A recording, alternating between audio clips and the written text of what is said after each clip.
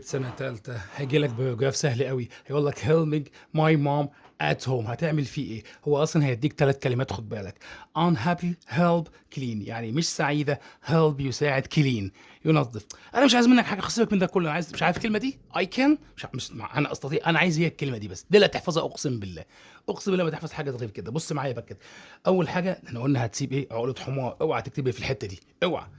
اوعى. هتقول لي بقى يلا هنبدأ بإيه بقى؟ هنبدأ شوف الكلمة الأولى دي my mom والكلمة الأولى دي يلا هنقولها إزاي؟ سيب الحتة دي my mom مالها أمي تكون مالها is إيه يا حبيبي؟ هي تكون إيه؟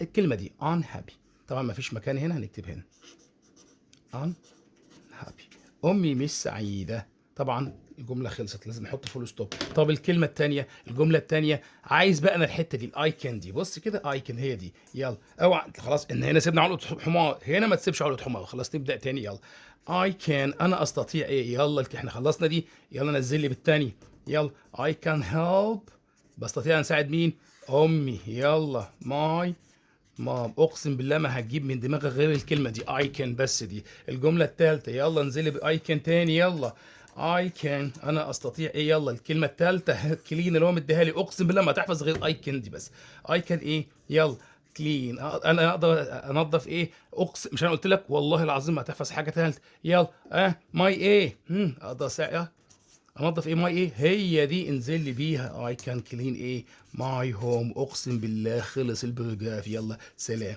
سلام سلام سلام سلام